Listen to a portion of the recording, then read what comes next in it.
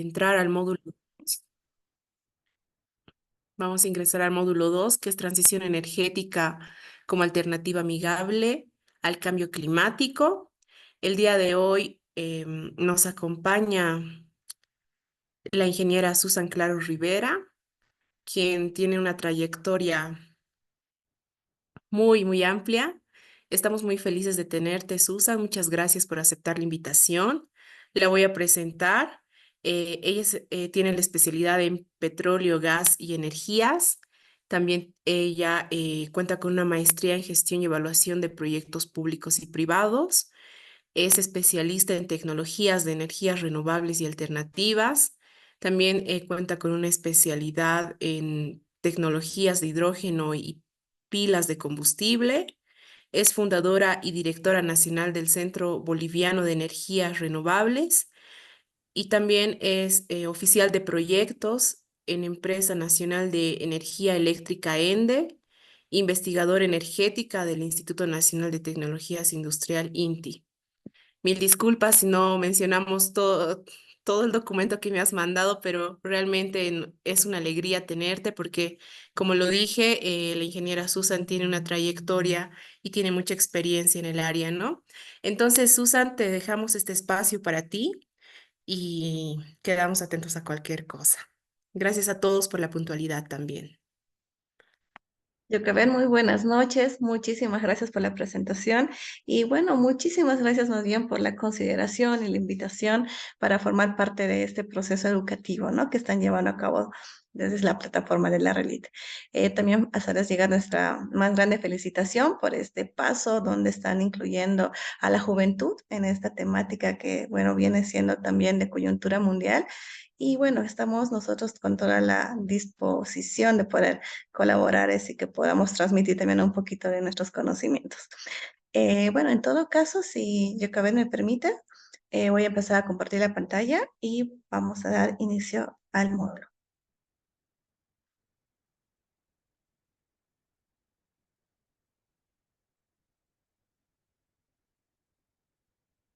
Por favor, no sé si se ve la pantalla. Sí se ve la pantalla, Susan. Perfecto. Ujú. Yo por un tema de señal voy a apagar la camarita, pero yo la vuelvo a encender. Perfecto. Listo.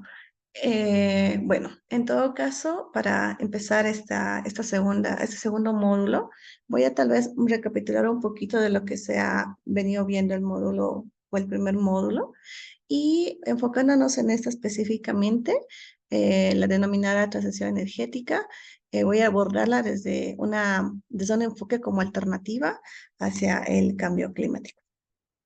Antes de empezar, quisiera muy brevemente comentarles un poquito sobre nosotros.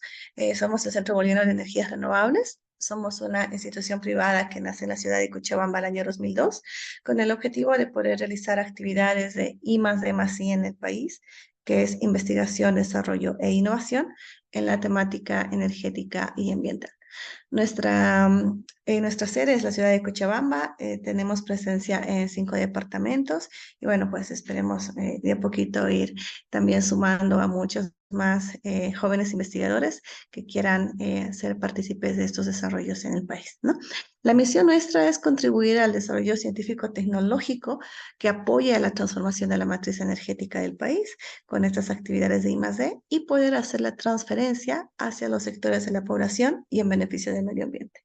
Nuestra visión es poder convertirnos en el mayor centro de referencia científico nacional con temática energética, a la par también de otros centros, al igual que nosotros, que tienen mucha más trayectoria en el resto de Latinoamérica, ¿no?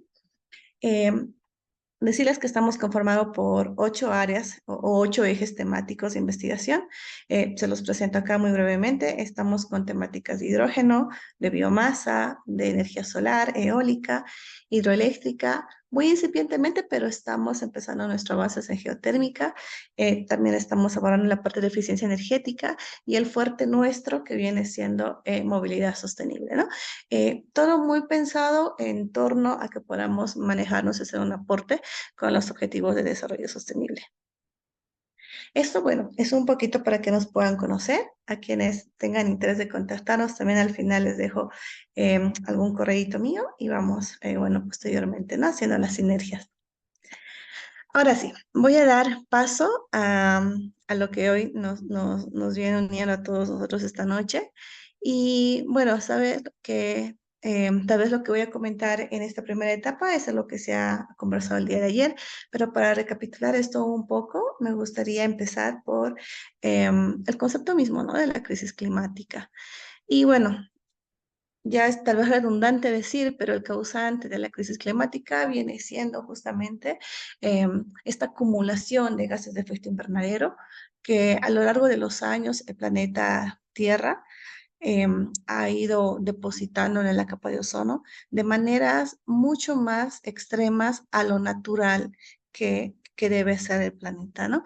Y naturalmente, muchas de las acciones humanas y animales producen dióxido de carbono que se acumula en el planeta Tierra y ese efecto invernadero que ocasiona hace que el planeta tenga estas variaciones de clima y que tengamos las 4 estaciones del año, ¿no? Pero cuando estos gases de efecto invernadero se acumulan de estas maneras inusuales, entonces es ahí donde empieza a haber este problema, ¿no? Y no solo es que se trate del dióxido de carbono, en realidad hay muchos otros gases, como podemos ver acá, los óxidos nitrosos o el metano, que en grandes concentraciones se unen al dióxido de carbono y es pues toda una química que sucede ahí en las capas atmosféricas. Pero para que nosotros podamos hacer la medición de todos estos gases es muy complicado. Entonces, lo que se suele hacer es medirlo en forma de dióxido de carbono o los equivalentes a dióxido de carbono.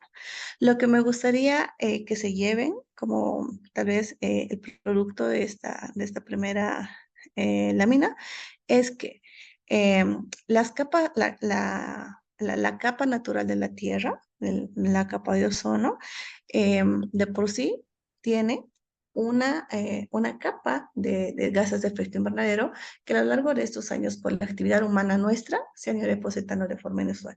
Y que la forma en la que nosotros medimos es en forma de CO2 o el dióxido de carbono, que es lo que ustedes van a ir escuchando a lo largo de este tiempo, que es la manera o el objetivo que muchos países tienen para que reduciendo su huella nosotros podamos tener un efecto más positivo en el medio ambiente. Y bueno, ¿cómo sucede? ¿Por qué afecta en todo caso esta capa de gas? ¿Por qué no se disipa, no? Alguno también se puede haber preguntado.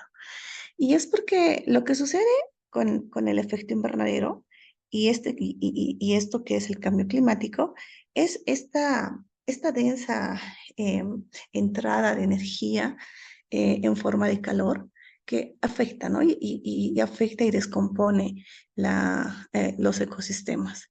Y todo parte porque el sol, acá les muestro esta lámina, el sol irradia energía en forma de radiación. La radiación, acá yo les muestro, es una onda electromagnética que viaja a grandes velocidades, a largas distancias y llega a la superficie de la Tierra, ¿no? En forma de luz y en forma de calor. Esto, como yo les mencionaba, se trata de una física que la llama energía electromagnética, pero para que ustedes puedan entender de qué se trata, vamos a verlo como una energía mecánica. ¿Y eso qué significa? Que vamos a imaginarnos que estamos en una habitación donde tenemos una pared y tenemos una pelota y nosotros lo que hacemos es lanzar la pelota hacia la pared, ¿no? Ese, esa energía que nosotros lanzamos hacia la pared rebota hacia nosotros, ¿no? Es una energía reflejada. Y si choca con otra pared, vuelve a lanzarse, vuelve a reflejarse a la siguiente, a la siguiente, a la siguiente pared y de manera sucesiva, dependiendo de la fuerza que tenga, ¿no? Entonces, esta forma de reflejo de la energía es lo que está sucediendo en las capas de la atmósfera, ¿no? ¿Por qué? Porque la luz o la energía ingresa a la superficie de la Tierra, como es una onda y lo estamos viendo como mecánica, se va a reflejar, pero como tenemos capas tan densas de gases de efecto invernadero, va a chocar contra esta capa de gases y va a volver a ingresar a la Tierra, ¿no? y lo mismo, vuelve a chocar, vuelve a llegar a los gases, vuelve a chocar y etcétera, ¿no? Ya es un ciclo continuo. Y la energía que debería ser absorbida o reflejada hacia el espacio se reduce, es muy mínima. Entonces, ¿qué es lo que sucede? El calor o la energía queda concentrada en el planeta Tierra. Y por esa razón, bueno, suceden estos eventos de que sentimos mucho más calor bueno, esto también que no está tan relacionado, pero sí a lo que es el agujero en la capa de ozono, etcétera, ¿no? Pero bueno, lo importante acá es que ustedes vean que esta acumulación de gases invernadero con la energía que viene desde el sol es lo que en estos momentos viene afectando a los ecosistemas de la Tierra.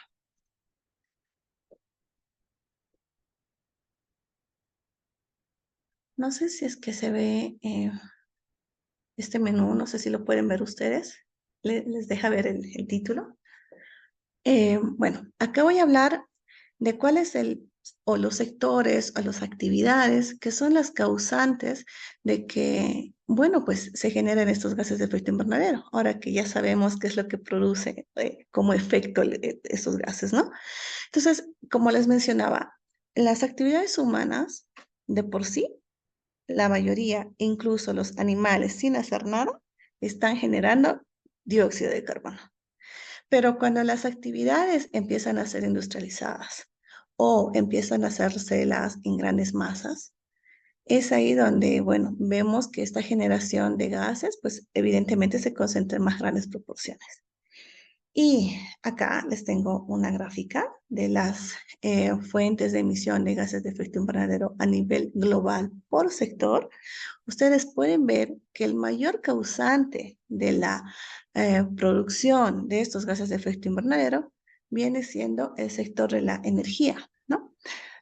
Este es un dato del 2019. No he vuelto a encontrar uno actualizado. Se ve que el observatorio que manejaba los datos por alguna razón ahora no los muestra, pero esto es el esquema que más se acerca a la realidad, ¿no? Y es que más del 70% de la actividad energética causa esta emisión de gases de efecto invernadero, ¿no? Después siguen las actividades de la agricultura, actividades industriales y de residuos. Y yo les pregunto acá, ¿no? En Bolivia, por ejemplo. Evidentemente la matriz energética en Bolivia, la vamos a ver un poquito más adelante, o tal vez lo han visto el día de ayer, tiene mucho que ver con el gas natural, ¿no? Eso por un lado, cuando hablamos de consumo de energía, y también en forma de combustibles, ¿no? Cuando ya nos vamos hacia el sector de transporte. Y por otro lado, otra actividad importante que tiene el país es la agricultura, ¿no? Entonces, pudiésemos decir que en Bolivia, si nosotros trabajamos sobre la agricultura y sobre la energía, pudiésemos estar teniendo efectos bastante positivos en la reducción de estos gases de efecto invernadero, ¿no? Porque acá, mostrarles el datito, que Bolivia, en una serie de comparación con el resto de los países, produce un 0,28% de los gases de efecto invernadero a nivel mundial. O sea, es mínimo si nos ponemos a pensar, ¿no? Que eso equivale a 1.300 megatoneladas de dióxido de carbono equivalentes. ¿Cuál es el problema? ¿No? Lamentablemente la geografía del país hace que sea uno de los países más susceptibles a recibir los daños causados por el efecto invernadero. Somos un país que está a grandes alturas, somos un país mediterráneo y bueno, todas las otras características que nosotros ya por demás sabemos del país. El tema de las sequías, es, por ejemplo, un efecto o consecuencia de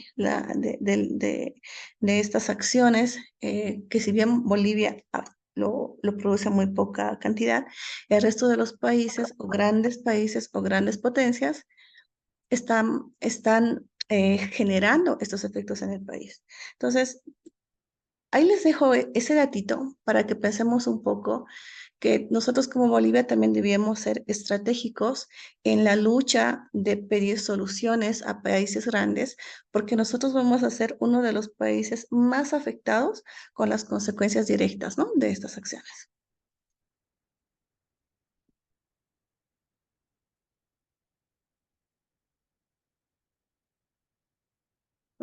Me imagino que acá hay también un montón de gente, juventud o, bueno, muchas edades que están presentes acá, que tienen mucha experiencia también en la temática ambiental. Y muchos de ellos, de los presentes acá, también han debido hacer representación de Bolivia en alguno de estos eventos. Y solamente quiero compartirles en esta lámina que alrededor del mundo se están tomando acciones o se está tratando de tomar acciones para que podamos hacer algo, ¿no? Por esta situación. Siendo así, una de ellas es pues que en el año 1979, la Convención Marco de las Naciones Unidas sobre el Cambio Climático ha empezado o ha definido ya que existía un problema con el medio ambiente, ¿no?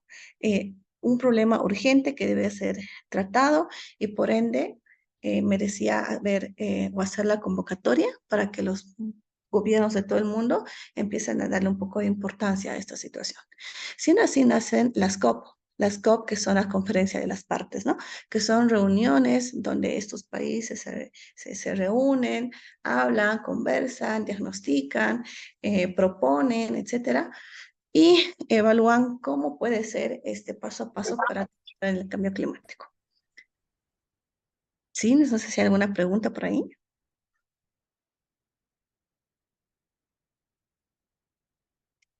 Perfecto. Y bueno, a raíz de estas reuniones, de estas conferencias de las partes, han habido algunos años tal vez donde se ha hecho mucha más preponderancia en la temática. Y una de esas viene siendo la COP o la COP3 del año 1977, donde se ha establecido el protocolo de Kioto, haciendo que se puedan tomar acciones vinculantes, eso quiere decir que los compromisos se cumplen sí o sí, para que los países puedan trabajar en política para que puedan ver la manera en la que se pueden ir reduciendo estos gases de efecto invernadero. Entonces, esta lucha empezó más o menos esos años, ¿no? Pero bueno, los avances han sido bastante reducidos, para ser sinceros, y ya para el año 2015 se volvió a participar de estas reuniones, la COP21 en esta ocasión, donde en esta reunión los gobiernos de los países han visto la necesidad de que esta generación de gases de invernadero se tenga que limitar, porque caso contrario lo que puede suceder es que para el año 2030, perdón que acá está mal el dato, es 2030, el planeta Tierra pueda superar en 1,5 grados centígrados su temperatura y a partir de ese momento no haya vuelta atrás con los efectos del cambio climático, ¿no? O de la crisis climática. Entonces, el año 2030 es el límite y por esa razón en la COP21 los países se han comprometido a realizar o tomar estas acciones y de ahí es donde nacen las ODS, ¿no? O los Objetivos de Desarrollo Sostenible, que son 17, para que, bueno, podamos ir también viendo las mejores formas de lucha, todas conectadas para que, bueno, pues podamos hacer frente y limitar esta situación. Sin embargo, este acuerdo de París del 2015 no es vinculante, ¿no? Es más un convenio de buenas acciones, lo que significa que los países pueden tomar eh, mm, no sé, política pública para trabajar en la reducción de gases de efecto invernadero, sin embargo, no están obligados a hacerlo, ¿no? Y de estos objetivos de desarrollo sostenible, la que concierne específicamente a la temática energética es la ODS 7, que se llama energía asequible y no contaminante. Esta ODS tiene como objetivo que para el año 2030 se pueda garantizar el acceso universal a servicios energéticos asequibles, fiables y modernos para toda la sociedad a nivel mundial. Y para que se entienda esto, puede ser que hay gente o participantes el día de hoy que conocen tal vez muy básicamente el tema de energía. Es más, me ha tocado ir a algunos congresos y algunas universidades donde he podido también participar con juventudes y se les ha hecho la consulta de si saben de dónde viene la energía eléctrica, ¿no? Em, y la verdad que parece tan sencillo pensarlo cómo se produce, pero es muy interesante ver que la mayoría no lo comprende o lo desconoce o no lo termina de entender. Y creo que para que nosotros hablemos de transición energética, debemos comprender justamente dónde nace el problema, ¿no? Y acá me gustaría hablarles del concepto partir del concepto de energía. Y bueno, comentarles que la energía ha estado presente en el mundo desde el principio, cuando se ha formado el planeta Tierra, ya sea por la teoría del Big Bang, muchos tendrán otras teorías, pero bueno, eh, para que suceda esa explosión ha tenido que haber una energía, ¿no?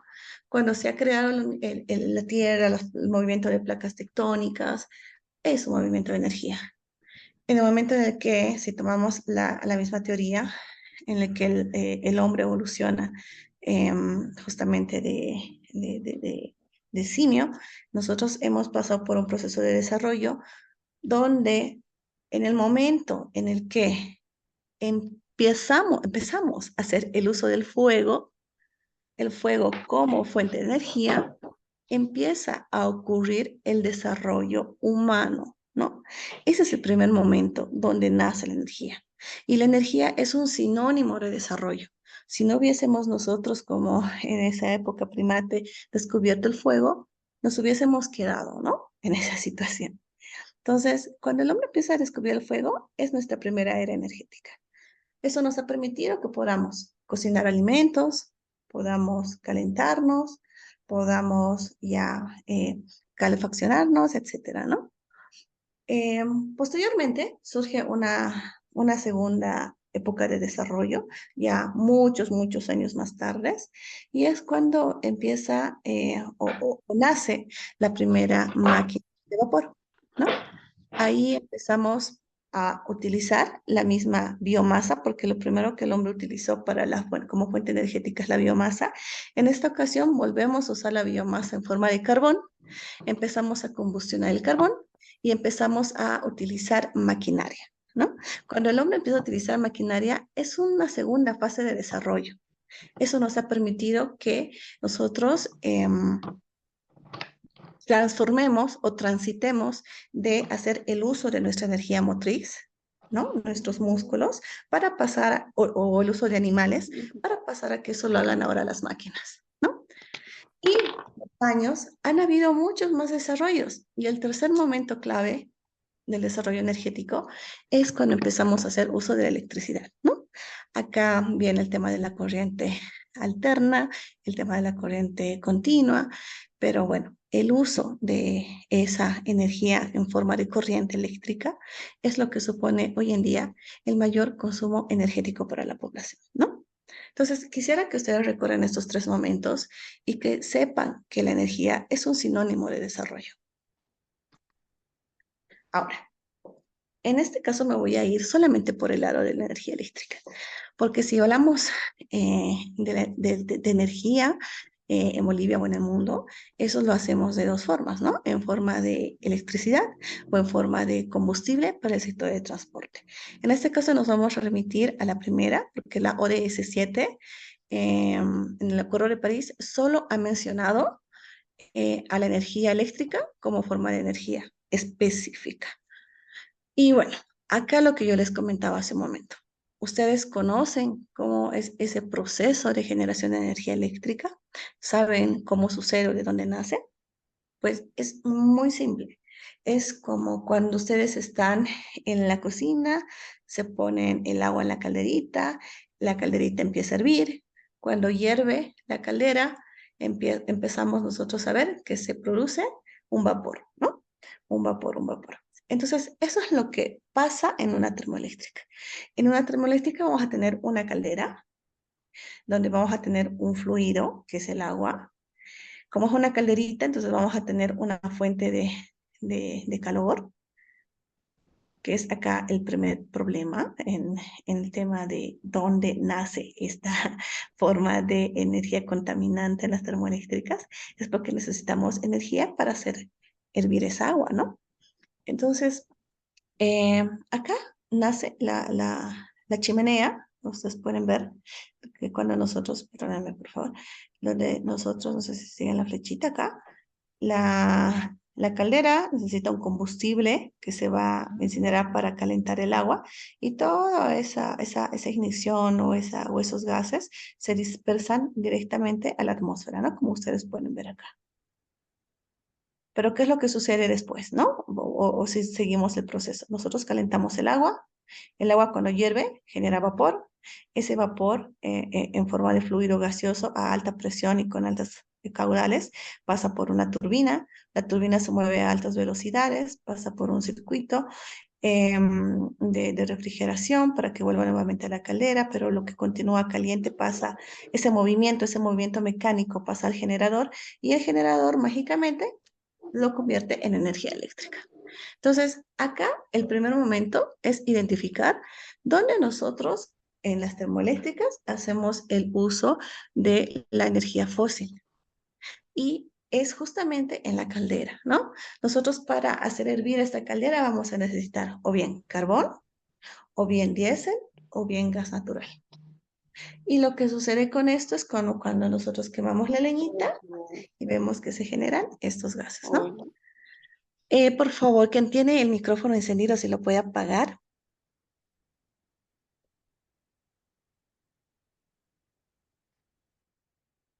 Muchísimas gracias.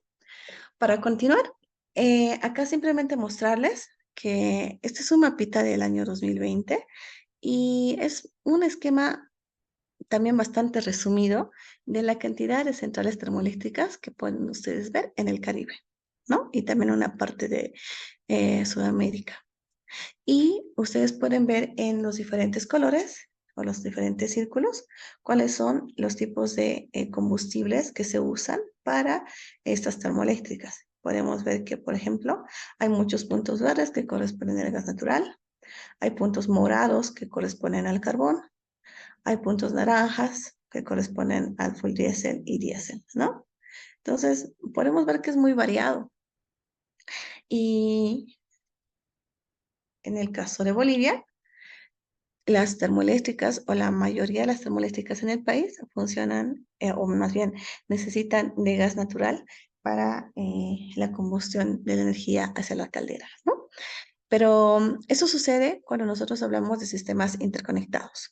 Los sistemas interconectados, como ustedes pueden ver en el mapa, son ese sistema de redes eléctricas de alta tensión que conectan las centrales generadoras de energía eléctrica y también tienen mucho que ver con las líneas de transmisión, ¿no?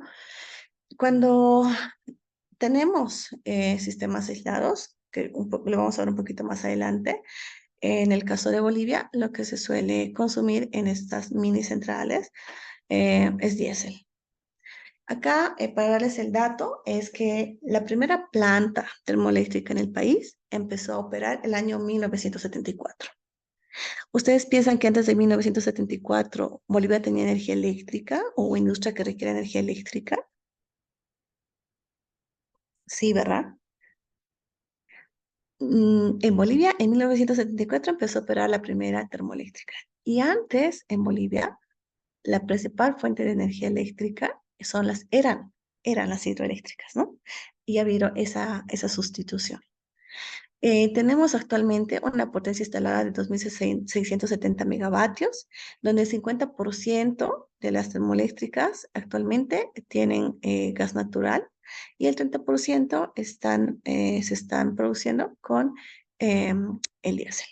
Acá en estas imágenes simplemente mostrarles que en el caso de Bolivia, si nosotros hacemos la combustión del gas natural, no tiene esa gran aportación de estos gases, ¿no?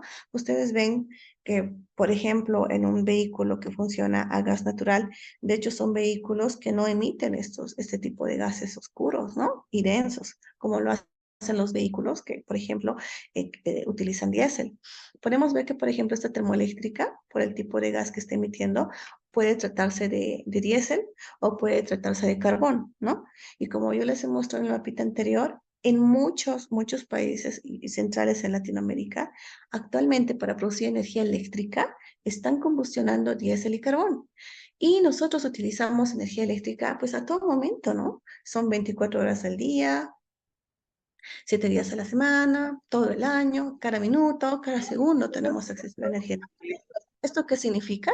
Que en cada minuto, en cada segundo, todas estas termoeléctricas están emitiendo estos gases de efecto invernadero o estos gases, ¿no? Que ustedes pueden ver acá.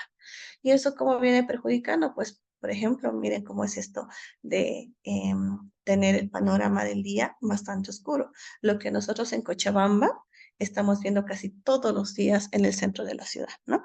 No siendo, y no digo que sea causa de termoeléctricas, pero bueno, para que ustedes vean que esta o este color opaco que se puede ver en el ambiente es porque nosotros tenemos altos niveles de gases de CO2 que están concentrados en el ambiente. ¿Y cómo nos afectó eso? Seguramente el día de ayer lo han hablado, pues también nos ocasiona daños a la salud, ¿no? Ahora, acá entra o el concepto técnico, lo pongo entre comillas técnico, porque hoy en día se habla de muchas formas de transición energética. Y desde el punto de vista técnico, es acá donde nace el concepto de transición energética, ¿no? Ya después cuando hablan de transición energética popular, transición energética justa, etcétera, son ya una copia de enfoque que le dan. Pero la transición energética técnicamente y el concepto que se maneja correctamente es esto, ¿no? Queremos hacer un paso, una transformación de una situación uno a una situación 2. Una situación uno donde tenemos un sistema que genera energía a base de estos combustibles que son los que ocasionan estos gases de efecto invernadero y es lo que yo les he mostrado hace un momento que están ocasionando este daño medioambiental que también lo podemos ver visto y reflejado en los daños de salud que nos van a tener con nosotros en los próximos años, ¿no? Entonces nosotros queremos hacer ese tránsito, ese cambio, ir paso a paso, porque el cambio evidentemente no es de un momento a otro, por eso se le dice transición, es un paso a paso, para que nosotros pasemos de esta situación uno a esta situación 2, donde tengamos una forma de energía mucho más amigable, no quiero decir totalmente limpia porque no lo es, menos con menos impacto a los ecosistemas, porque las energías renovables no son tampoco energías que no causen impacto, pero sí son una forma de energía que puede tener menores efectos en el medio ambiente que el escenario uno, ¿no? Entonces, la transición energética se refiere a eso, a ese paso a paso para que nosotros podamos hacer este cambio en el uso energético de un escenario uno donde consumimos energía a base de combustibles fósiles para pasar a consumir la misma energía a base de fuentes de menor impacto ambiental. ¿En cuáles serían esas energías? Yo les puse acá energías limpias para que ustedes lo puedan ir analizando si es así. Energías renovables también y energías alternativas. Son tres conceptos distintos. Las energías renovables son aquellas que un día pueden nacer, pueden dejar por algún momento dejan de existir y vuelven nuevamente a nacer, ¿no? Lo que pasa con el sol. Tenemos el sol en el día, anochece, se nos pierde el sol y a la mañana siguiente vuelve el sol. O el viento, porque el viento también es un efecto del sol. Tenemos viento, en el momento dejamos de tener viento y volvemos a tener el viento, ¿no? Eso es una energía renovable. Una energía alternativa es una forma de energía que, como su nombre dice, es alterna, ¿no? Puede venir, por ejemplo, de las hidroeléctricas, porque el agua, no sabemos qué tanto es su ciclo renovable, ¿no? Si bien tenemos estaciones del año donde podemos recibir o hacer acopio de agua, no sabemos si los efectos del cambio climático nos van a permitir aún tener esa renovación. Entonces, en estos momentos también hay esa discusión en dónde entra la energía hidroeléctrica, pero la mejor forma de llamarla es alternativa. Y el tema de energías limpias, pues vamos a verlo desde el lado de la ejecución, de la implementación. En ese momento en el que se está produciendo la energía eléctrica, nosotros estamos produciendo gases de efecto invernadero, solo desde ese momento, porque después todo va a tener su ciclo de vida. Solo nos vamos a concentrar en el momento donde estamos haciendo la generación eléctrica. Y en ese momento, por ejemplo, los paneles solares no emiten un humo contaminante, los aerogeneradores tampoco lo están haciendo, las hidroeléctricas tampoco lo están haciendo. Pero si nosotros nos vamos al ciclo de vida de todas estas tecnologías, pues vamos a ver otras cosas, ¿no? Ya les voy a ir comentando. En el caso de la energía solar, No voy a redundar mucho porque seguro muchos de ustedes ya lo conocen. Pero bueno, lo que se hace es aprovechar la energía del sol en forma de luz y en forma de calor. Cuando nosotros aprovechamos la energía del sol en forma de luz o energía luminosa, nosotros vamos a hacer uso de unas placas denominadas placas fotovoltaicas que van a convertir la luz en energía. Ahora, si nosotros utilizamos la energía del sol en forma de calor, vamos a remitirnos a esta tecnología que se llaman calefones, que lo que hacen es aprovechar ese calor para que podamos pasar por esta serie de tubos donde vamos a calentar agua y de esa manera vamos a aislarla también en un tanque y podemos tener agua caliente pues todo el día, ¿no? Dependiendo mucho del aislamiento del tanque. Entonces, esas son las dos formas de hacer este aprovechamiento de la energía solar. ¿Cómo viene siendo la situación o la potencialidad que tiene el país con respecto al aprovechamiento de esta forma de energía? Y es que ustedes pueden ver este mapa, lo pueden encontrar en el Atlas del Ministerio de Hidrocarburos y Energía, en el Balance Energético Nacional. Y todas estas áreas que ustedes pueden ver con manchas más en las escalas naranjas son zonas que reciben importantes formas de radiación electromagnética del Sol. Y si nosotros aprovechamos la luz del sol, que estas zonas lo que reciben es grandes cantidades de luz, radiación en forma lumínica, nosotros tenemos esta potencialidad para poder hacer uso de paneles solares y por tanto poder producir energía eléctrica, ¿no? Y esto en el caso de Bolivia se concentra en la zona andina. Tenemos la zona sur de La Paz, tenemos casi todo el departamento de Oruro, Potosí, tenemos también a Cochabamba, Sucre, Tarija, ¿no? Como zonas que reciben grandes cantidades. Eso significa que en el caso de los otros departamentos del país no sea viable la instalación de un panel solar. De hecho, es viable en todo lado. El tema es ver cuánto nosotros podemos aprovechar de esa luz para hacer su conversión en energía eléctrica, ¿no? Y acá simplemente les dejo una comparación, una tablita sobre la irradiancia media que recibe, por ejemplo, el departamento de La Paz, que son 6,78 kilovatios por metro cuadrado.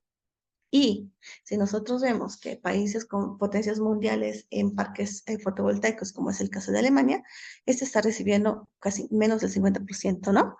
De lo que viene siendo la potencialidad de energía lumínica, energía eléctrica que se puede producir desde el sol. Entonces, Bolivia tiene bastante potencial que todavía tiene que desarrollarse a mayores escalas, ¿no? Este es un mapa sobre la ubicación de las plantas al momento en Bolivia. Tenemos la planta solar en Uyuni, las plantas solares en Oruro, en Yunchara, en Cobija, en Riberalta y en El Sena, ¿no? Muchos de ellos ya están en fases de ejecución, muchas ya están construidas. En el caso de Uyuni, ustedes pueden ver acá, por ejemplo, hay como más de 300.000 paneles solares. ¿Cuál es el tema? Y nos remitimos nuevamente a que cuando nosotros estamos en la fase de generación eléctrica, nuestra forma de energía es limpia, ¿no? Pero si nos vamos a todo el ciclo de vida, eso quiere decir, por ejemplo, de dónde nace un panel, ¿no? Para que nosotros tengamos un panel, hemos hecho la fabricación con algún metal, con algún mineral, con algún proceso que por atrás nosotros no lo vemos, ¿no? Pero ahí sí está ocurriendo un proceso, quién sabe, de daño ambiental en algún sector específico, ¿no? En principio decirles que estas placas están formadas por silicio y este silicio es un mineral y el mineral lo sacamos de la minería y la minería en grandes proporciones provoca extractivismo, ¿no? Y el extractivismo incontrolado, pues ya sabemos qué es lo que produce. Entonces, si nos remitimos al ciclo de vida, evidentemente hay que ver que la construcción de estas placas, bueno, no son del todo limpios, ¿no? Es un poco dudoso su proceso. ¿Y qué pasa cuando ya estas placas, después de 20 años, terminan su ciclo de vida, ¿no? Ahora ya vamos a la fase de cierre. Entonces, todavía hay estudios que se están haciendo para ver cuál es el impacto que ocasionan o que han ocasionado la instalación de estos paneles sobre los suelos, ¿no? Porque recordemos que el suelo no es un suelo, el suelo es un ecosistema, ¿no? Entonces, de alguna u otra forma, también hay ecosistemas que viven en el suelo que van a verse de alguna forma afectados o no. De hecho, sí se van a ver afectados, pero hay que ver la proporción de esa afectación. Y bueno, hay que ver qué es lo que pasa con ese impacto sobre el suelo y por otro lado, qué se hace después con los paneles, ¿no? Se ha pensado que tal vez se pueda hacer algún reciclaje de materiales o directamente se quedan en desuso, no sé. Tenemos placas metálicas, tenemos vidrio, tenemos, bueno, todas estructuras que hay que también analizar, qué es lo que posteriormente se puede hacer para que todo ese ciclo de vida que tiene los paneles solares, pues también pueda reducir ese impacto, ¿no? Bueno, ahora vamos a pasar a la energía eólica, que también me imagino que muchos de ustedes ya lo conocen. En este caso vamos a hablar del aprovechamiento del viento. Y acá vamos a remitirnos a la termoeléctrica, ¿no? Porque la termoeléctrica hemos visto que el fluido que hace que nosotros podamos tener la producción de energía eléctrica es el agua, ¿no? El agua que hierve y se convierte en un vapor.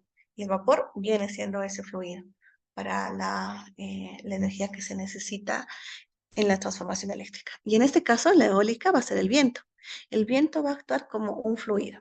Y en este caso, el viento lo que hace es también ir con fuerza contra una de estas eh, palas, ejes que tienen estos, perdóname, aerogeneradores, y el movimiento que ocasiona justamente el giro de estas turbinas, o estas hélices, hace que mande la energía nuevamente al generador, lo transforma y nuevamente tenemos energía eléctrica, ¿no?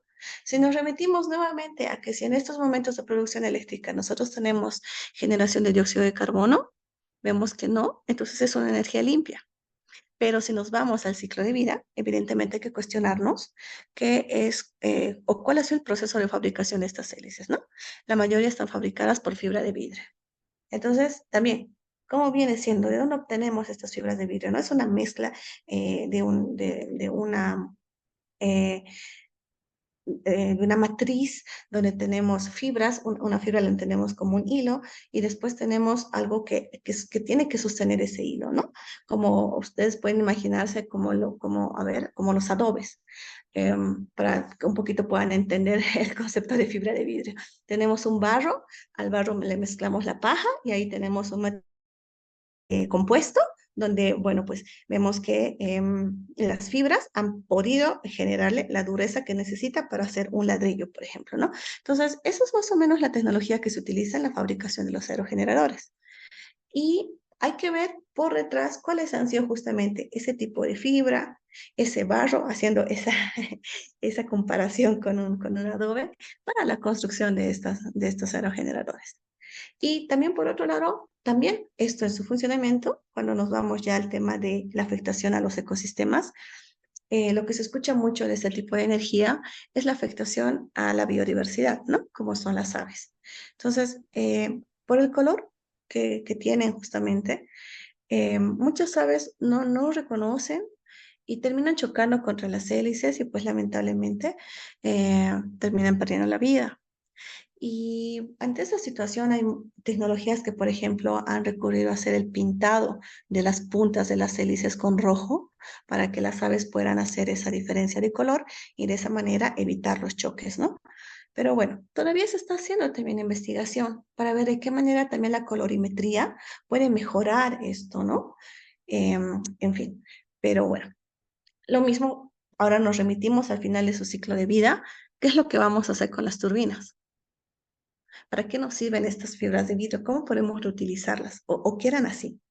Se ha escuchado que hay algunos parques eólicos, porque la eólica es de hace muchos, muchos años, que se han venido desmontando y se han dejado en los mismos lugares donde fueron instalados alguna vez y al momento no terminan de desintegrarse, ¿no? Entonces, hay que ver cuál va a ser evidentemente el mejor proceso para que el ciclo de vida de toda esta forma de energía evidentemente sea de menor impacto al ecosistema.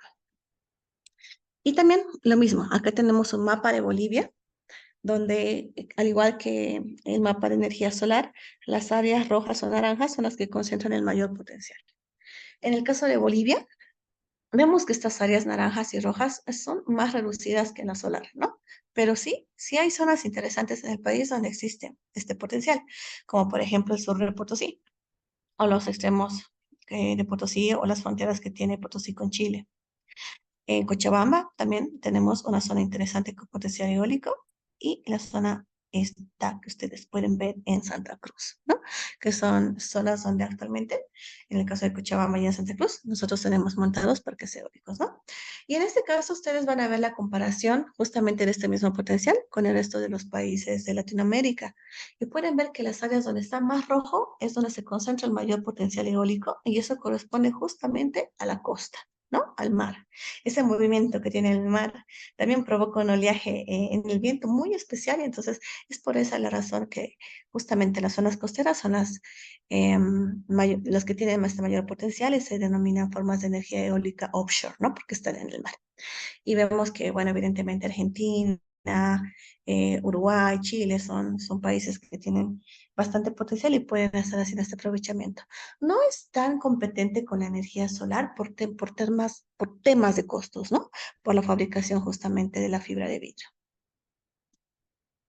En el caso de los parques eólicos en Bolivia, también les dejo con un mapa de dónde son los proyectos que se tienen. Eso hasta el año 2019. Quien quiera actualizado, por favor, lo puede remitirse al Balance Energético Nacional 2022 del país.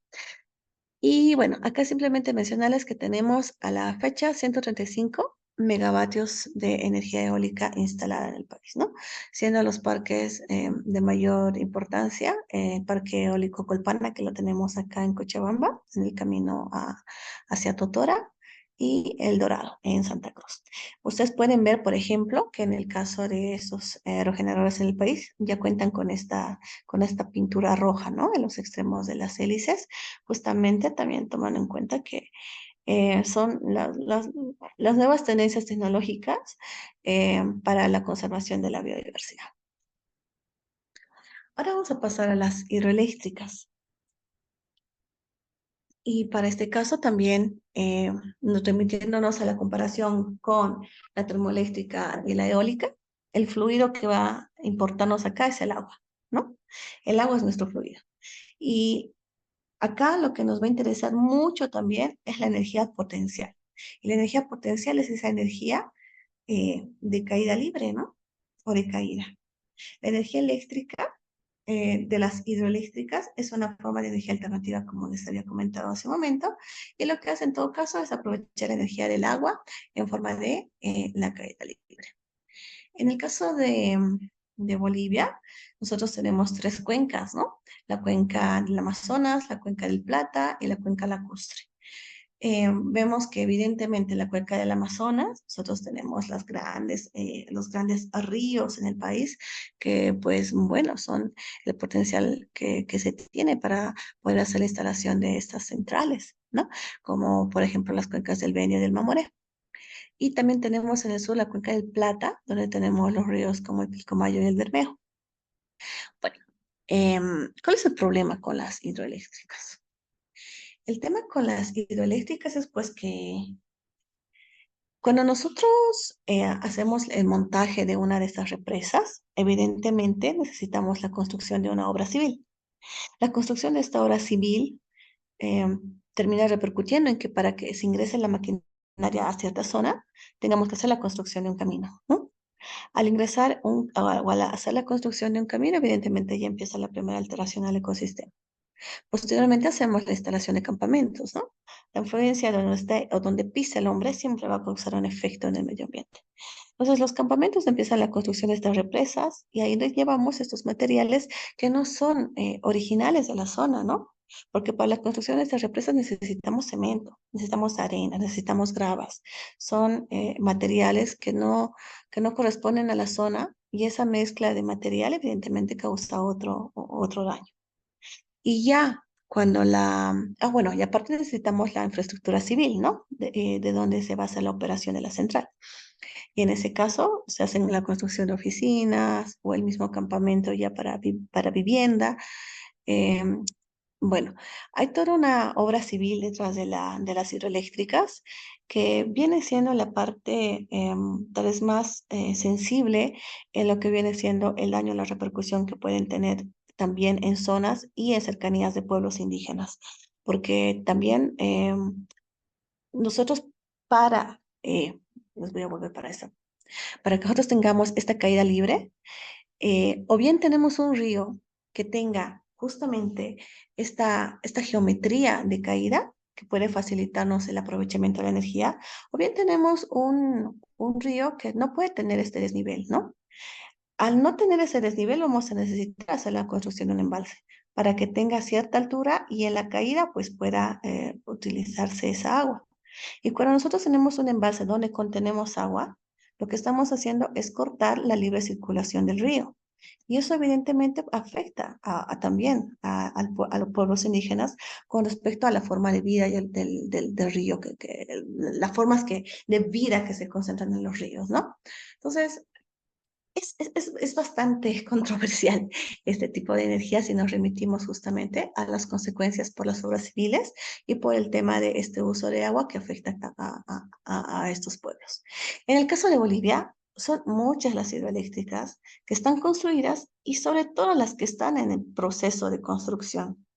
Y en estos momentos hay todo un dilema porque hay una lucha entre pueblos indígenas que no quieren la presencia de estas hidroeléctricas porque también por detrás suceden hechos como, por ejemplo, de que si bien en esos lugares nosotros generamos energía eléctrica, los pueblos indígenas no tienen acceso a energía eléctrica, lo que es bastante, em, no me sale la palabra, que es bastante opuesto, ¿no? Genera energía en una zona y a la comunidad aledaña a la zona no darle energía eléctrica, ya convierte, esto ya se convierte en una injusticia energética, ¿no? Para estos pueblos. Entonces, eso es lo que muchos en el caso de Bolivia, muchas comunidades se oponen a esta construcción justamente porque han identificado esta injusticia y porque también ellos ya tienen una forma de vida que es tal vez ir a cambiar este modo de vida que les puede perjudicar, ¿no? Y bueno, acá yo les dejo este mapa de la cantidad de hidroeléctricas que tiene el país para que, bueno, quien esté un poquito más interesado pueda ingresar al balance energético nacional o pueda también ingresar a otros materiales que tiene a disposición la ETN y puedan ver, ¿no? La capacidad que tiene cada una de estas hidroeléctricas, la ubicación que tiene, etcétera, y puedan también, si quieren continuar un poquito más con el estudio en transición, también darse una vueltita para ver qué otros efectos podrían ahí curiosamente encontrar. En el país tenemos 27 centrales hidroeléctricas que tienen 745 megavatios de potencia instalada y los casos de mayor envergadura que por lo menos en el departamento de Cochabamba podemos conocer son las hidroeléctricas de Corani, por un lado, San José, Santa Isabel y Misicuni, ¿no? Bueno, y ya vamos terminando. Este es el caso ahora de la biomasa. Eh, la biomasa tiene muchas formas de abordarse o de utilizarse también, ¿no? La biomasa como una forma de bioenergía es lo que voy a comentarles a continuación, porque la biomasa también se lo puede o se lo conoce como un aprovechamiento de material orgánico para el compostaje, ¿no? Pero esa forma de aprovechamiento en compostaje no es una biomasa energética, no es la bioenergía. Cuando nosotros nos remitimos a bioenergía, vamos a ver que nosotros podemos hacer uso de la biomasa para la producción de tres formas de combustible que actualmente son los que se lideran en el mercado. Uno que es el biogás, otro que es el bioetanol y otro que es el biodiesel. En el caso de Bolivia, acá también les muestro un mapita de la biomasa y en este caso el uso de la biomasa para la bioenergía. Y en este caso no vamos a producir un combustible, sino que vamos a utilizar... Recién. Hola, ¿hay alguna consulta? El micrófono, por favor.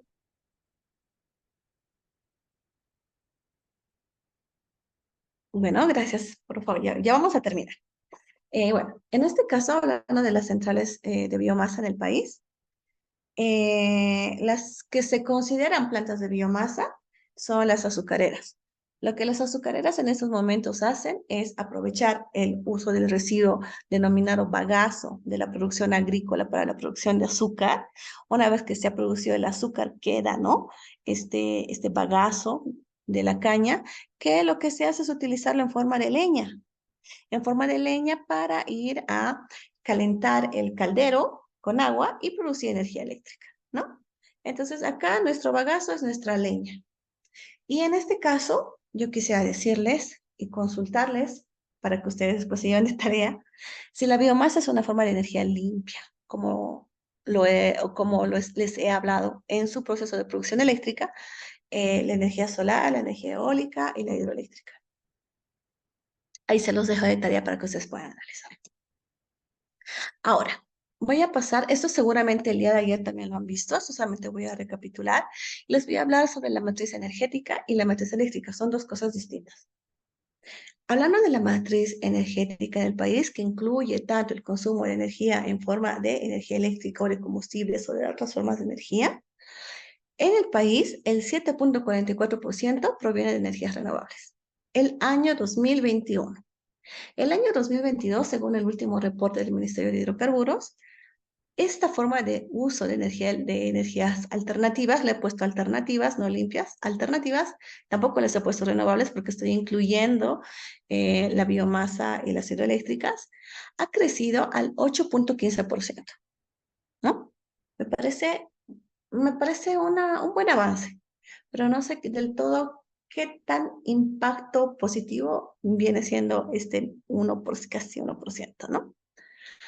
Y si nos vamos a la matriz eléctrica, solo matriz eléctrica, que es diferente a la energética, y la eléctrica es simplemente lo que se usa para la energía eléctrica, vemos que las termoeléctricas ocupan al 2021 el 71% de la producción eléctrica. Y para el año 2022 vemos que se ha reducido al 61.41%. Un 10% menos se están utilizando las termoeléctricas en el país, que es una buena noticia, ¿no? Entonces vemos que, por ejemplo, en resumen, el año 2021 tenía un 29.03% de energías renovables y ahora al 2022 tenemos un 36.59% de las energías renovables en la matriz de la energía eléctrica.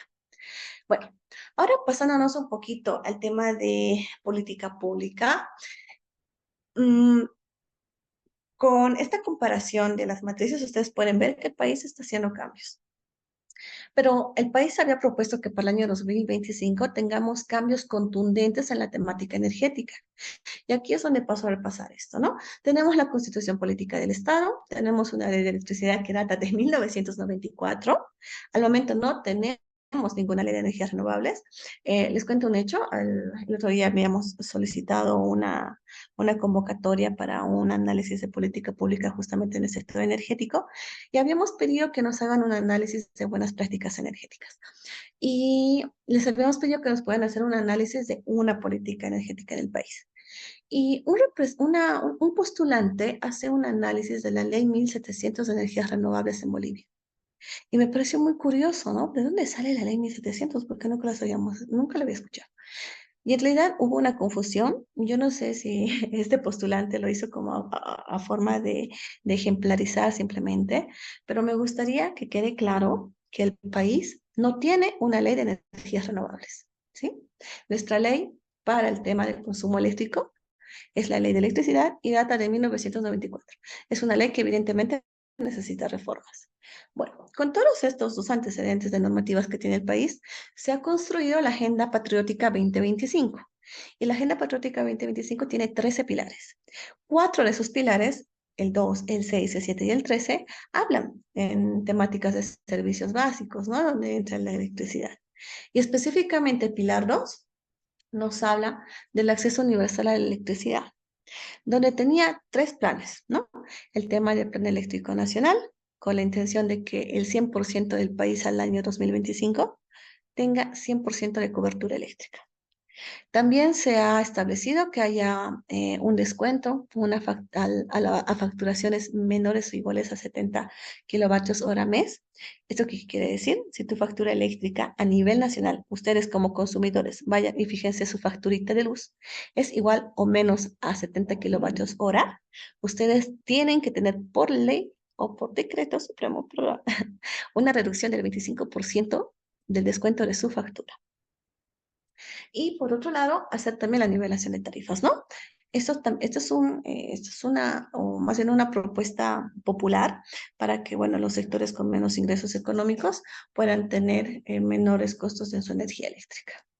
Y por último, tenemos el pilar 6 que habla de soberanía productiva. Es un concepto bastante general, pero de ahí también hemos podido extraer un poquito sobre el plan eléctrico que tiene el país. Y en eso, por ejemplo, está el tema de las hidroeléctricas. El país pretendía en realidad, porque esto al 2025 nos queda un par de meses, y ustedes han visto ya la matriz energética y eléctrica del país, y la meta era que al año 2025 nosotros tengamos un uso de termoeléctricas del 26% y hidroeléctricas del 70%, otras el 4%. Esas otras equivalen a las solares y las eólicas, ¿no? Esta meta que les dejo acá, también les dejo para un análisis y reflexión a ustedes, con todo esto que ahora ya conocen muy levemente, pero sí lo más crítico en tema de energía, para que puedan analizar si esta meta era adecuada o no para el país. Bueno, ahora, yéndonos, esto simplemente ya como un plus para que ustedes puedan conocer un poco del sistema interconectado nacional, que era que yo lo que les decía, que conecta a las productoras de energía eléctrica a nivel nacional con sus sistemas de transmisión eléctrica, es el sistema interconectado, ¿no? Un sistema interconectado nacional, no es un sistema de distribución eléctrica, ¿sí? Son dos cosas distintas. Y en el caso del país, nosotros teníamos como meta el 2025 el 100% de cobertura. Y en estos momentos tenemos un 99.2%, que es un gran avance. Estamos casi al 100. Pero si nos vamos al área rural, donde tenemos sistemas aislados, donde tenemos, por ejemplo, esas mini generadoras de energía con diésel, o tenemos algunos paneles solares, quiere decir que el país no está en su totalidad conectada, ¿no? Con las áreas rurales. Y al momento tenemos un 81.5% de cobertura. Pero también eso también les dejo como un dato porque hay muchos proyectos que en estos momentos la cooperación alemana, junto con el país, viene estableciendo en cooperación o en trabajo temas de electrificación rural, que hay que ponerle mucho ojo, ¿no? Porque esa electrificación eh, puede ser que estén conectando con el sistema interconectado, tomando en cuenta que la energía eléctrica o viene o proviene de una termoeléctrica, o van a hacer esta interconexión o esta dotación de energía eléctrica con sistemas como paneles solares, ¿no? Mm, no tengo mucho conocimiento de los programas del país con la cooperación, pero sí a quien tenga ese entusiasmo de estudiar un poquito más esto, yo le pondría atención a cómo vienen siendo nuestros proyectos de electrificación rural. En cuanto al tema de los costos de la energía, acá también les hago una comparación de cómo viene siendo el costo de nuestro kilovatio hora. Esto es del 2019. En el país se ha mantenido, ¿no? En el caso de los países de la región, evidentemente se ha modificado porque se maneja mucho con la inflación y el dólar. En el país todavía eso no se ha... nuestro dólar oficial sigue siendo el 6.97, pero bueno, hay que ver cómo esto se modifica. Acá, solamente en conclusión, decirles que en el país se paga en promedio a nivel nacional 0.84 centavos de bolivianos por kilovatio de hora de energía, lo que significa 10,54 centavos de dólar y lo que nos pone entre los países que pagan la menor factura de energía eléctrica en la región, ¿no? Después está Colombia y Costa Rica. Costa Rica, que aparte tiene una matriz eléctrica 100% de energía renovable, son los países que tienen menos pagos de energía eléctrica. Pero en el caso de Bolivia, tenemos una factura eléctrica barata porque el combustible está subvencionado, ¿no? Entonces, cuando se quitan las subvenciones en el país, pues hay que ver también cómo nos afecta la economía y o hay que pensar cómo hacemos que se sienta menos ese retiro de subvenciones ahora que se viene este referéndum, ¿no? Y bueno, acá también mencionarles que hace un momento les había comentado que la mayor parte de esta exposición estuvo enfocada hacia sistemas de generación eléctrica. Pero no hay que olvidarse que la energía también es combustible y la mayor forma de uso de combustible es el transporte. Y en el caso de Bolivia, tenemos tres combustibles que son los que más se usan, ¿no? Que es el diésel, que es el gas natural y que son las gasolinas. Y los sectores que más consumen estos combustibles son el transporte, la industria y la parte residencial. Somos nosotros, porque nosotros tenemos un auto en casa, ¿no? La mayoría. O nosotros también, bueno, el transporte público, por ejemplo, el transporte pesado, se combina acá. Pero bueno, eso para que también ustedes pueden ver qué tan importante para nosotros son los combustibles en el país. Y cómo por esa razón la falta de combustible, yéndonos un poquito a la coyuntura actual, está afectando, ¿no? Porque el 54%, o sea, la mitad del país consume diésel.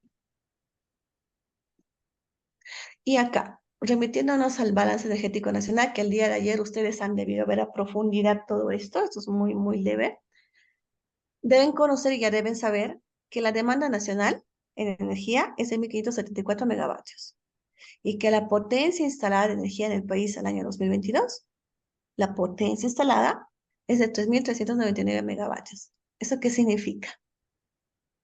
Que la demanda del país es muy pequeña, ¿no? Es el 50% pequeña a la potencia que tenemos. Y solo con la capacidad de instalar energías renovables tenemos 1.161 megavatios.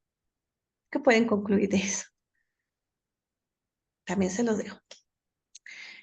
Bueno, continuando un poquito con el tema de los combustibles, esto era una lámina que estaba anterior, perdón, que se me ha desconfigurado, pero la energía en forma de combustible en el país o la energía o la energía en su forma de energía eléctrica es tan importante para el país que nosotros vivimos de eso, ¿no? Nuestra economía depende de la energía en Bolivia. En Bolivia la energía hay que tomarla con muchas pinzas. Y este gráfico que les muestro a continuación no es una gráfica de producción, también, ojo, ¿sí? Para que no caigamos también ahí en controversias que no son apropiadas. Acá simplemente les muestro una gráfica de cómo vienen siendo las proyecciones de exportación de combustibles hacia nuestros mercados. Y en este caso podemos ver que nuestros principales mercados energéticos son Brasil y Argentina. Y seguramente también con la coyuntura que sucede en el país vecino de Argentina, ustedes saben que tenemos, creo que un año más de contratos para la venta de gas natural y que después es un mercado perdido. Bueno, esta empresa, Gela, Gas Energy Latin American, ha hecho esta proyección de cómo vienen siendo los mercados para el país y, bueno, coincide mucho con que el año 2025 Argentina ya no va a ser un, un país comprador de energía de Bolivia. Y también nos dice, proyecta que Brasil también va a dejar de serlo. Y si ya no tenemos más compradores, ¿qué va a suceder con la energía en Bolivia? También acá es importante que ustedes reflexionen que no se puede tomar decisiones como decir que se cierre una termoeléctrica o que dejemos de producir gas natural y que hagamos transición con energías limpias, cuando nuestro país depende de la energía, ¿no? Ahora, también ya para acabar, les hablo un poquito de las contribuciones nacionalmente determinadas, que bueno, es un documento que el país elabora para informar a las Naciones Unidas cómo viene siendo el trabajo en cuanto al cumplimiento de los Objetivos de Desarrollo Sostenible. Como nosotros tenemos una Agenda Patriótica 2025, estas NDCs han unificado la Agenda Patriótica, sus 13 pilares, con los 17 Objetivos de Desarrollo Sostenible. Y ahí ha ido un poquito trabajando con sus indicadores, ¿no? Estos NDCs, si nos remitimos a la ODS 7, se han establecido 10 metas y en esta ocasión para el año 2030. Acá pueden verlo, ¿no? Es el último documento para que el país pueda establecer esas metas y trabajarlas. Y son 10 metas, para mi criterio, bastante ambiciosas. La primera, sí, es a una meta que se puede lograr muy a corto plazo, que es el acceso a 100% de energía eléctrica. No especifica si limpia o no limpia, ¿sí? Con que todo el país tenga energía eléctrica, ya está. La meta 2, que usuarios de generación distribuida que se conecten a la red alcancen los 76.9 gigavatios hora. Y la mayoría en el país no conoce el concepto de generación distribuida. No sé cuántos de los presentes acá saben lo que es generación distribuida. La meta 3, el 79% de la energía consumida tiene que provenir de centrales basadas en energías renovables. 79%. Al momento hay un 4%, como ustedes han podido ver. Luego, en la meta 4, es que el 19% de la energía consumida provenga de centrales basadas en energías alternativas. El país todavía no ha definido cuáles son las energías alternativas fuera de las hidroeléctricas. Y también para la construcción de esta CND, de este documento, todavía el hidrógeno verde no había entrado en contexto. Entonces, hay que ver.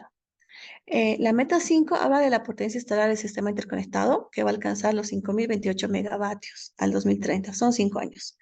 Vamos a ver los datos del censo, hay que ver en cuánto se ha aumentado la población y hay que ver si justifica, a mi criterio, que nosotros casi dupliquemos los 3.000 que tenemos a 5.000, cuando tenemos una demanda de 1.000 y pico, ¿no? ¿Por qué? ¿Por qué se sigue construyendo más si nuestra demanda es pequeña? ¿Tenemos mercados que consumen energía eléctrica? También les dejo esa pregunta. En la meta 6 tenemos que se pueden conectar 5 sistemas aislados al sistema interconectado nacional, que eso es muy posible. La meta 7 habla de pasar 8 sistemas aislados a híbridos renovables. Esa es una meta más específica, ¿no? Cuando hablamos de transición. La meta 7 es la única que habla de una transición energética. Si nos vamos a la meta 8, hacemos el reemplazo del 6% de la libertad nacional de alumbrado público. Esto no es transición energética. Esto es eficiencia energética, así para diferenciar. Y sí me parece una meta alcanzable si es que los gobiernos departamentales y municipales trabajan coordinadamente con el gobierno y pueden hacer estos reemplazos, ¿no? Que de hecho ha sido bastante exitoso el reemplazo de la luminaria domiciliar, ¿no? Muchos de nosotros tenemos ya un poquito LED en casa. Entonces, creo que el siguiente paso del alumbrado público, creo que es una meta alcanzable. Posteriormente, la meta 9 habla de un crecimiento anual del 10% de vehículos eléctricos en el parque automotor del transporte público. A mi criterio, a mi parecer, yo dudo que alcancemos el 0.5%. Hay que hacer el cálculo de cuántos vehículos hay a nivel nacional, cuántos consumen diésel, cuántos consumen, bueno, es todo un estudio que hay que hacerle. Y yo dudo que eso sea más cuando en estos momentos también el país está quejado por un tema de dólar. La compra de vehículos eléctricos no es barata. Y si nos vamos al transporte público para hacer esta reconversión, que es lo que se está hablando mucho en Cochabamba, muy inapropiadamente, a mi criterio, eh, dudo que lamentablemente la política, la situación económica en el país permita que podamos hacer esta conversión del 10% anual. Y por último, la meta 10 habla de instalar 3 proyectos piloto de tecnologías de almacenamiento y gestión de energía eléctrica. Y aquí entra el litio. Y con el tema del litio, la verdad no quisiera mucho hablar de la temática. Es algo que la mayoría creo que la población en Bolivia desconoce. Em, Sin embargo, sí, por las noticias hemos podido saber que hay una tecnología de extracción directa, la CDL, que están viniendo a sustituir esas piscinas de evaporación, que lamentablemente no es una tecnología que aplica en los salares, porque en Bolivia en los salares tenemos un clima húmedo, entonces esas piscinas de evaporación nunca van a evaporar, o hay que ver que el proceso sea mucho más lento que lo que sucede en el Atacama, en el Chile. Entonces, en Bolivia hemos tenido varias equivocaciones técnicas, tecnológicas, políticas, etcétera, que bueno, hay que ver si evidentemente al final del 2030 van a ser proyectos que de verdad lleguen a cooperar al país, ¿no? Entonces, acá ya para terminar, para hacer una conclusión, la transición energética tiene desafíos técnicos porque este paso del cambio de la forma de generación eléctrica del estado 1, que es de los combustibles, hacia el estado 2, que es usar usos de energía limpia, alternativa o renovable, necesita, por ejemplo, en el caso de las eólicas, ver un estudio de colorimetría. En el caso de las solares, hay que ver los impactos. Bueno, hay que hacer todo ese tipo de consideraciones, toda la modernización que se necesita, todo ese análisis de ciclo de vida, a dónde queremos llegar con la electrificación. Hay hay, por ejemplo, el ir a instalar un panel solar, por ejemplo, aquí en Quibey, en Beni, ¿qué tan fácil o difícil es la llegada de los materiales hasta esas comunidades? Entonces, hay muchos desafíos técnicos que hay que pasar en Bolivia para que podamos hablar de una transición energética desde el lado técnico, ¿no? Entonces, para eso necesitamos, evidentemente, hacer una articulación estratégica de los gobiernos nacionales con los municipales, ir con las comunidades, ir con la población civil, ir con las instituciones, universidades, academias, etcétera. Y es algo que al momento siento que no se está haciendo, ¿no? El gobierno trabaja con la cooperación internacional muy de manera separada y no ve la verdadera necesidad que tienen los otros sectores, ¿no? Y las universidades, por otro lado, también van por su lado, ¿no? Una quiere ser más competente que la otra, una quiere ganar más estudiantes que otros. Hay carreras en temas energéticos que están desapareciendo. Entonces, creo que también es un gran desafío. Y en temas sociales, que creo que el día de mañana toman la temática de transición energética popular, eh, también es importante que se defina el concepto. En Bolivia se está empezando a hablar mucho de transición energética popular y si nos remitimos a comunidades o los que están liderando esta, por el momento, no quiero decir que sea una filosofía, pero creo que al momento no hay un concepto bien definido de lo que es la transición energética popular. Entonces, hay que ir mucho con las comunidades, hay que entender cómo es su contexto de vida actual, cómo son sus formas actuales de hacer uso de la energía, para que nosotros podamos ver si va a haber una modificación en ese su contexto y puedan hacer una transición. Porque puede ser que actualmente, si nos remitimos a comunidades y hablamos solamente de popular, transición energética popular, sean comunidades que vivan con la energía de manera equilibrada y que nosotros con ir a instalarles algún sistema tecnológico podemos ir a hacerles una afectación. Entonces, hay que ser muy responsables con el concepto, hay que ser muy responsables con los estudios y hay que ser muy responsables con los conocimientos que vamos a transferir. Y bueno, ya cierro esto, chicos. Muchísimas gracias a todos por su atención. Simplemente les dejo algunos que otros datos noticiosos que he encontrado. Eso es del año pasado, pero que todavía sigue pasando al momento. Y es como actualmente viene siendo nuestra forma de energía, ¿no? En el caso de Cochabamba, ven ese micro rojo. Em, el transporte público masivo en la ciudad de Cochabamba se maneja con vehículos antiguos, ¿no? Que datan de los años 60, 70. Muchos han hecho su conversión a gas natural, pero un 40% aún sigue consumiendo diésel.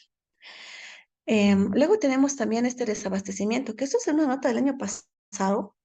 Esto yo lo he presentado en octubre del año pasado, ya va a ser un año, y este desabastecimiento sigue en el país.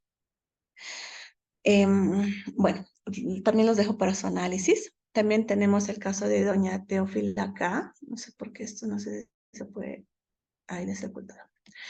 Bueno, ¿no? Esto cuando hablamos de transición energética popular, bueno, si hablamos de si las comunidades rurales tienen acceso a la energía, vemos que esta señora, evidentemente, reducidos recursos, ante un ataque de ovejas, ha perdido ante un ataque de perros, perdón, ha perdido las ovejitas.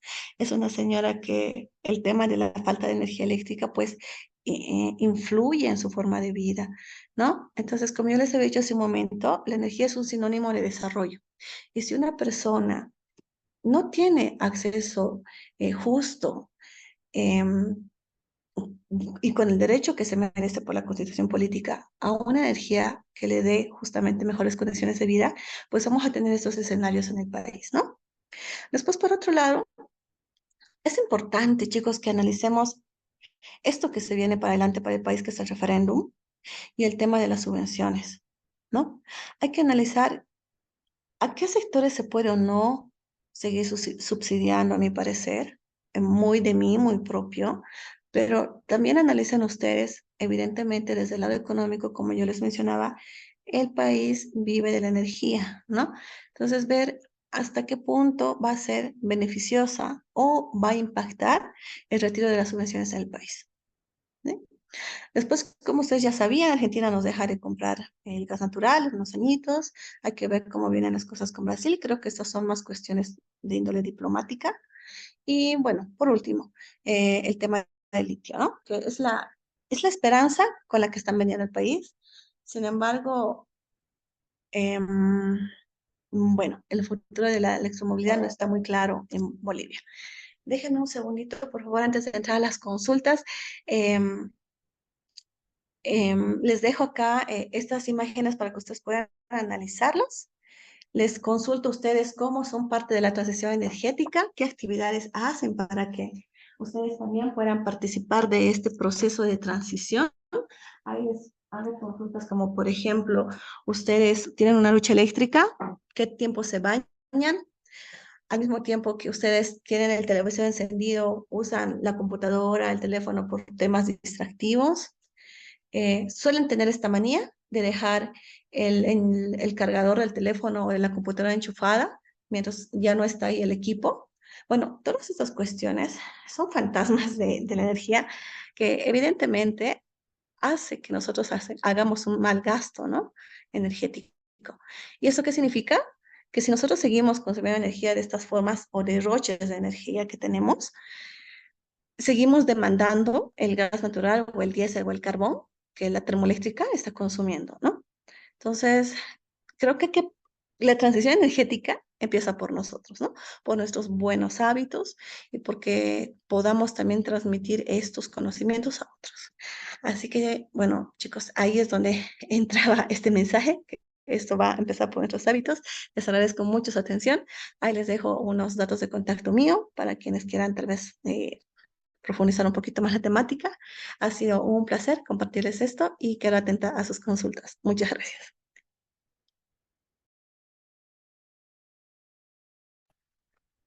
Muchas gracias, Susan, por transmitir nuestros conocimientos y por la disertación que desarrollaste. Vamos a entrar a este espacio de preguntas y comentarios.